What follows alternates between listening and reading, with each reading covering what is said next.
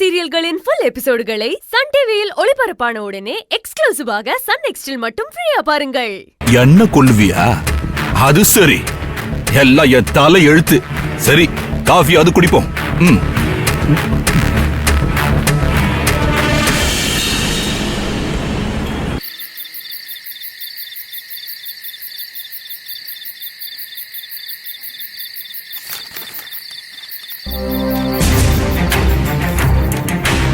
Thank you sir.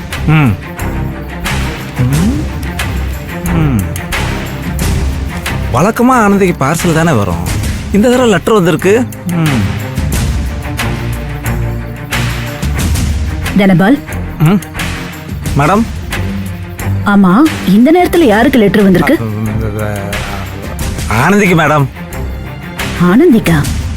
யார்கிட்ட இருந்து? ஐயோ, அவசரப்பட்டு உளறிட்டோமே. ஆனந்திக்கு பார்சல் வர விஷயம் மேடத்துக்கு தெரியுமான்னு தெரியலையே. நாம இந்த நேரத்துல எதையாவது சொல்லி ஆனந்தியை மாட்டி விட்டுட்டா என்ன பண்றது? தனபால். மேடம். என்ன யோசிச்சுட்டு இருக்கீங்க? யார்கிட்ட இருந்து இந்த நேரத்துல ஆனந்திக்கு லெட்டர் வந்திருக்கு? அது யார்கிட்ட இருந்துன்னு தெரியல மேடம். ஆனந்தின்னு சொல்லி கொடுத்தாங்க, நான் வாங்கி வச்சுக்கிட்டேன். அவ்வளவுதான் மேடம். எங்க காட்டுங்க. ஐயோ, இப்ப குடுக்கறதா இல்லையான்னு ஒண்ணு புரியலையே. என்ன தனபால், கொடுங்க. இந்தாங்க மேடம்.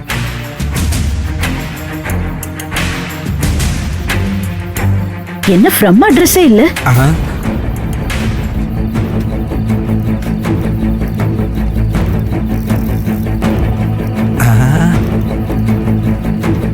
மேடம், ஆனந்தி வருது மேடம்.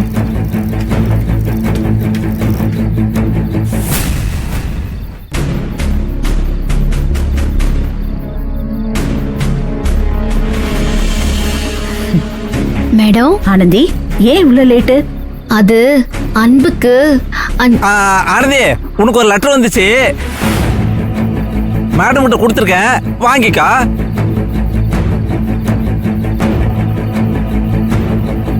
ஐயோ, அழகனை பத்தி மேடத்துக்கிட்ட எதுவுமே சொல்லலையே. இப்போ உண்மை தெரிஞ்சா கோவப்படுவாங்க. என்ன சொல்லி சமாளிக்கிறது?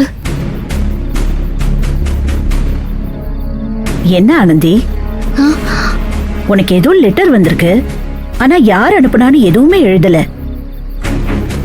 யார் உனக்கு லெட்டர்ல அனுப்புறது? அது அது வந்து இப்ப என்ன சொல்லி சமாளிக்க போறோம் தெரியலையே. வெள்ளுகாப்பலி கருப்பா, என்னை காப்பாத்து. சொல்லு ஆனந்தி, யார் அனுப்புனா? அது எங்க ஊர்ல இருந்து அனுப்பியிருக்காங்க மேடம். அனுப்புறவங்களோட முகவரி எழுதணும்னு அவங்களுக்கு தெரியாது. ஓ, அதே. சரி, ஆனா இனிமே யார் அனுப்புறதா இருந்தாலும் ஃப்ரம் அட்ரஸ் போட்டு அனுப்ப சொல்லு. ஏன்னா இந்த காலத்துல யாரையும் நம்ப முடியாது. வர லெட்டர் நமக்கு வேண்டப்பட்டவங்க கிட்ட இருந்து வருதா இல்ல வேண்டாதவங்க கிட்ட இருந்து வருதான்னு எப்படி கண்டுபிடிக்க முடியும்?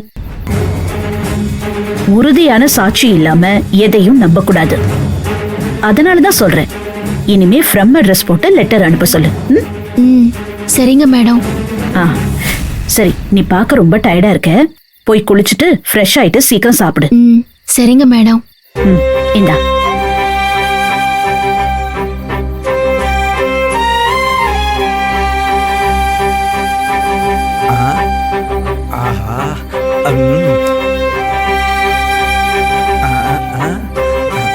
ஆனந்தி, நல்ல வேலை தப்பிச்ச. உயிர் போய் உயிர் வந்துச்சுனே. இங்க எனக்கு உசுரே இல்ல உன்னால. ரொம்ப நன்றிண்ணே. சரி சரி, இனிமே கண்ட நேரத்துல எதுவும் அனுப்ப கூடாதுன்னு உன் அழகிட்ட சொல்லிடு. எப்படின்னே சொல்றது? எப்படியாவது சொல்லுமா, இல்லைன்னா அவ்வளவுதான். சரி. அப்புறம் என்ன, சைக்கிள் விட்டுட்டு போய் லெட்டர் படிச்சுட்டு ஹாப்பியாரு. சரிண்ணே. அழகி, சரியான நேரத்துக்கு என்னைய கூட்டியாந்த, இல்லனா வார்டன் மேடத்துக்கிட்ட நானும் அழகனும் மாட்டிருப்போம். உன்னாலதே இப்ப தப்பிச்சோம். உனக்கு எம்புட்டு நன்றி சொன்னாலும் பத்தாது.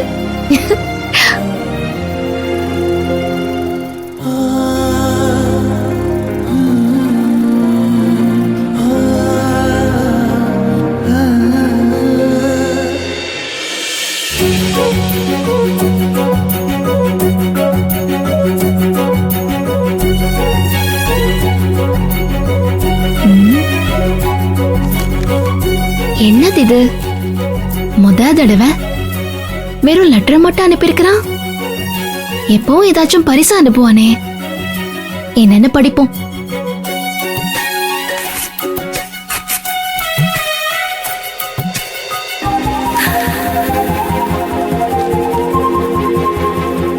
ஆனந்தி, இதுவரைக்கும் கவிதையாத உன்கிட்ட நிறைய பேசியிருக்கிறேன். முத தடவை உன்கிட்ட ரொம்ப முக்கியமான ஒரு விஷயம் சொல்லணும்.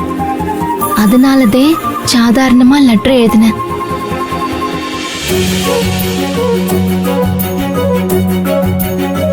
கொஞ்ச நாளாவே நீ என்ன மறந்துட்டியோன்னு தோணுது.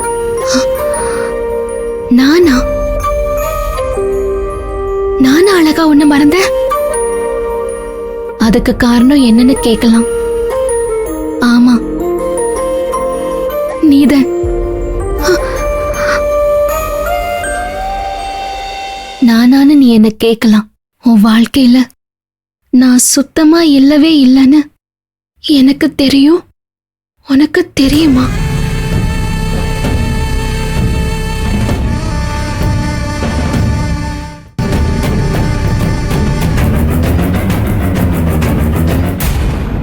உன் மனசுல நீ யாருக்கெல்லாமோ இடம் கொடுக்கற.